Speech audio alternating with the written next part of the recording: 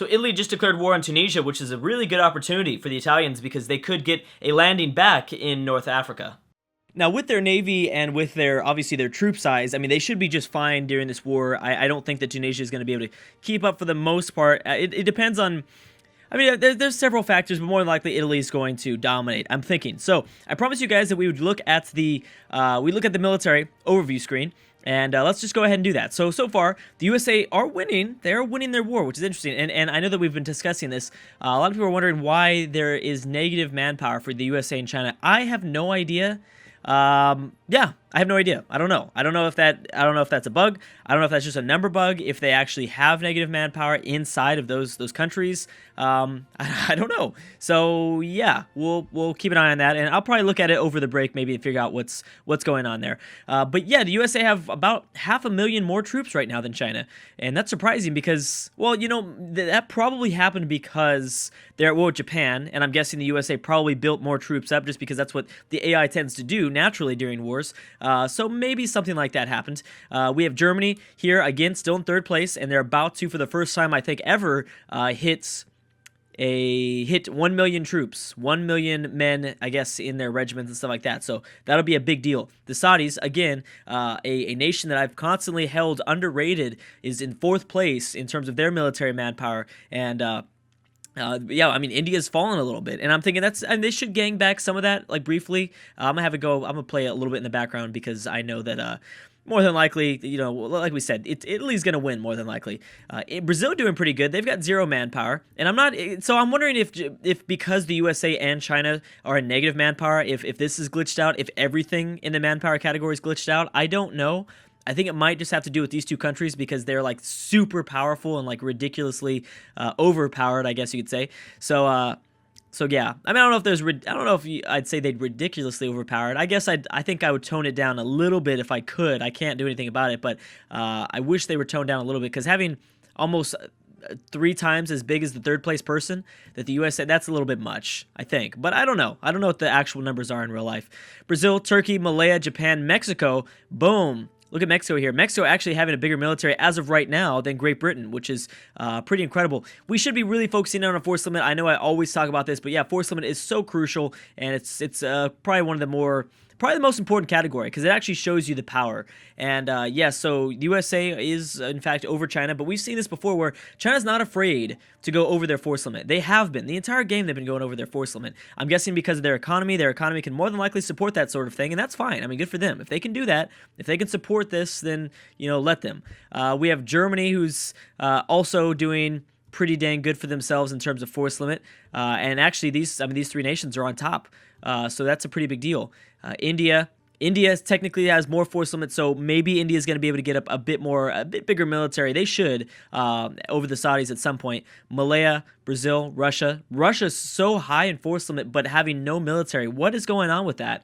And they've had several wars. I mean, they've had several years, I think, to recover. I know that Russia got dominated a few videos ago, but they've had time to recover. I don't understand, like, what's going on with that. But I mean, whatever. That's fine. Japan, Great Britain. Actually, Great Britain is much higher. Mexico. Oh, here's Mexico with their force limit. Okay, anyways, let's check on the navies. Let's check on just total navy as of right now. So even though the USA lost about 100 ships in their Japanese war, they're still on top here with about 30 more ships, a little bit less than 30 more ships than China. And then we have Malaya and Japan. Oh, I want to see those two nations go at it. I want Japan. Japan is such an interesting kind of wild card factor here in Asia. Can I do this? Oh, I can. They are such an interesting factor in Asia because they're quiet, but they're really powerful at the same time. And I think that if Japan were just to get up some alliances, like if somehow China was able, if somehow China annulled their alliance with Malaya and Malaya and Japan decided to team together, that would be really interesting. Would they have? They would. They'd be able to dominate the Chinese fleet. A lot. Yeah, they'd be able to dominate any fleet in the entire world. If Malaya and Japan work together, that huge naval force they would have combined would be unstoppable, really. I mean, it would take a USA-Chinese alliance, and it'd take an American-Chinese alliance to be able to stop them, and let's be honest, that is never, ever going to happen. I don't think in this mod. I seriously doubt it. China or the USA is very exclusive with their alliances. I mean, I guess it's just Canada and then maybe one nation from Latin America, and then that's it. That's all they're going for. Great Britain still pretty up there, and they still have a significant amount more powerful, more power, I guess you could say, than Germany, and that's key. That is key to keeping the British safe, because Germany's so powerful in terms of their military, obviously. Without that naval superiority, then yeah, Germany would land on the British Isles, and we would see Great Britain getting dominated. So yes, this has always been, even historically, this is like Great Britain's key factor. I'm saying key again. I know, I apologize, but this is really their biggest factor to staying alive, and they have a significant amount more power than Germany. So that should keep them safe, I'm thinking. Looks like the AI seems to cap itself out at 90 transport ships. Doesn't do much more than that, which I feel like they should build more than just 90, especially someone like China or the USA. Bringing over only 90 men, 90,000 men at one time is not enough. British West Indies, wow, I'm surprised at how high they are also in their naval dominance. So that's pretty interesting. Now let's look at force limit. Force limit still goes to USA, China, Japan, Malaya, everything about the same. Yeah, this has been about the same. We can actually compare these numbers here and maybe see if someone has lost quite a bit. Oh yeah, look at the Saudis. I don't know when they got these units destroyed. Maybe with their Egyptian war a few videos back, or maybe they're just deciding not to build their ships, which would be a smart choice. But the Saudis are still significantly weaker than their force limit. They could be a real powerhouse if they wanted to in terms of navies, which is even is another factor. I mean, in the Middle East, I mean, there's really not too many nations with a strong navy. So if the Saudis decided to do so, I mean, they would be really powerful in the Persian Gulf, the Red Sea, the Indian Ocean. Depending on obviously where they built their boats. Now, remember, a lot of their ships are actually in the Mediterranean, which I feel like is not the best decision. I would probably, I probably myself would have focused in on just the Indian Ocean, but that's fine. They could do that. I guess they're worried more about a European invasion, but so far Europe has yet to declare war on the Saudis, or they're trying to defend against Turkey. But Turkey is always going to have a bigger navy, I think, in the Mediterranean than the Saudis. Yeah, there's like almost 170 stack here. So yeah, it's a big deal. Okay, so this has already happened. Oh, they already pieced out. That was fast. That did not take long. So they decided to take 3 provinces. That was like a 3-month war. They probably could have got a lot more than that, but okay. I mean, I guess Italy didn't want to sit in it any longer, and I guess the Tunisia was totally fine with that. Well, there you go. All right, so let's check in on wars. I think we've done an okay job, and we could have looked a little bit deeper into that sort of thing. I guess we will. But yeah, no, that's about it in terms of naval sizes and stuff like that. Let's check out on the other categories. Now that there's no wars going on, and let's go ahead and check on what else we have in terms of best leader in the world. Oh, I know what you guys always want me to check. Hold on, let me check on this. Look at that, Norway having the best leader in the world. 19 overall pips. Jeez, that is awesome. That is incredible. Where is it at? Number of provinces. Developments is what you guys want me to look at, if I can find it here. Technology overview, cost overview. I should probably also check in on kind of the EU and stuff like that. I'm guessing it would be in country, right? Previous rulers, HRE, the best leader in the world, advisors, colonies, number of provinces, possible colonies, province overview. Oh, maybe it's province overview. No, it's not, because that's something that's personal to whatever nation you're playing as. National technologies, this is going to stay about the same. European Union, I didn't even know that was technically a nation. Yeah, this is about 95, 94 all across the board, so that's good that that's not having an impact on anything. Country, technologies, ideas, power projection. Who's the most powerful in power projection? Ooh, Mexico, because more than likely they rivaled Peru, and they got a whole bunch for taking over this part of Peru. So that's probably why they have such high power projection. We have Great Britain here too, Poland, Germany. I mean, yeah, all these nations did significant damage to their rivals, so that's probably why the power projection is so high. That makes a lot of sense. Income, obviously USA, China, Germany. These are key factors here of why they have such big militaries, because they obviously can support that sort of thing through their economies and stuff like that. National armies, income comparison. No, that was just another crash, and I will say, I want to mention that I think I am playing with the idea that we stopping this campaign a little bit early. We'll see. I think that it depends on a couple factors. We'll probably give it at least. I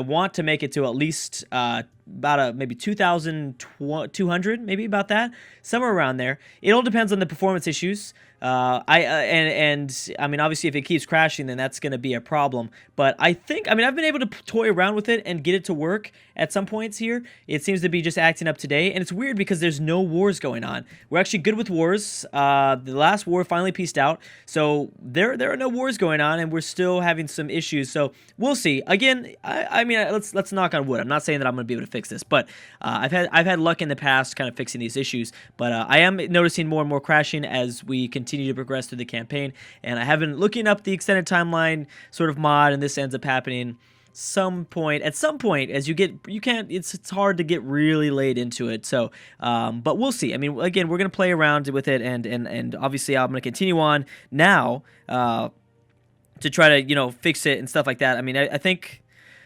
for the most part, I think we're going to be able to figure it out, but we'll see. That's why you'll see, you know, I talked about this a few videos ago. What I have to do is usually I'm you know, stopping and starting. But I think I will be asking you guys maybe possibly for the future, if we do have to stop this, what's going to be the next kind of EU4 campaign? Obviously, I want to play around more with the extended timeline, and I think that what we'll do is we'll probably just look at a different scenario, because the extended timeline is all sorts of different scenarios. It's not just present day, and if you're unfamiliar with the extended timeline, we've got World War II, World War I, we've got the Victorian era, the Napoleonic Wars, we have the USA independence. There's a whole bunch. It goes all the way back to Rome. So we'll probably do a vote, I'm thinking, if we do have to do that, and I'll do a vote, and, you know, you guys will vote in a straw poll. I did another EU4 campaign. The first EU4 campaign that I ever did was actually like a Civ 5 style, where I just put customations in. That was not as successful as this one.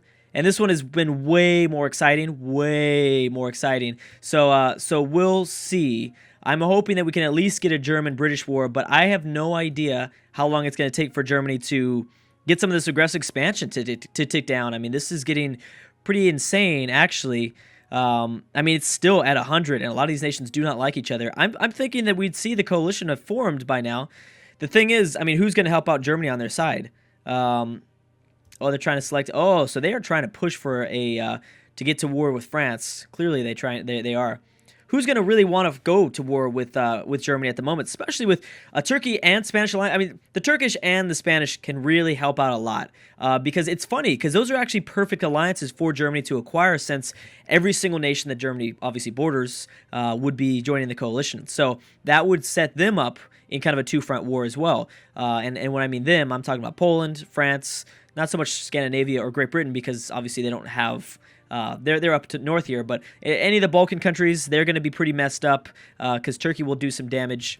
And I know that I tend to kind of overrate Turkey a little bit. I know you guys talk about that in the comment section, and I think it's pretty funny. I do, though. I think that Turkey's strong just compared to the nations, you know, just kind of up towards the to the west, the northwest of them. Obviously, you know, compared to the Balkan region, Turkey is, I would say, pretty powerful. But I feel like whenever they do get into wars, you guys are right. I mean, they usually end up getting pretty messed up for the most part. Even though they've got a big military, and I just don't know why.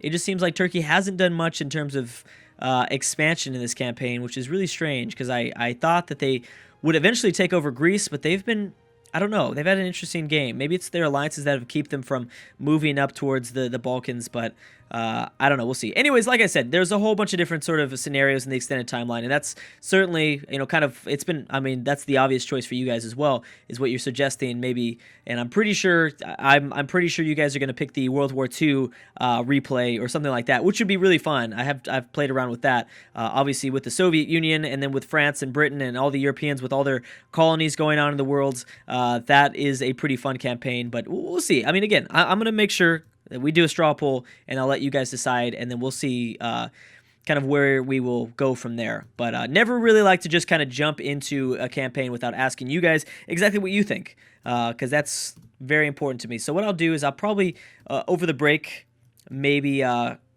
probably over the break, I'll let some time go by, see if any new wars pop up, and we'll see where we go from there. Typically with these campaigns, if I just kind of restart it, or it just seems like different days it runs differently. After I play the campaign for a little bit, again, I record these in blocks. After I record it for a little bit, it will kind of get a little bit staggy, a little bit stagnant. I'm talking about like kind of jittery. I mean the performance of the game, not just like the action or anything that's going on. It does seem like it gets jittery after the end of the block. So I think that kind of just restarting it up a new day kind of helps. Restarting the computer, I think. Well, that doesn't necessarily help. I tried that. I've tried a whole bunch of different things, changing the post effects around and turning off some of the mods, the visual mods. But yeah, I'm gonna try to figure it out. I sometimes have luck doing this. But anyways, guys, thank you so much for watching, and I will see you guys next time.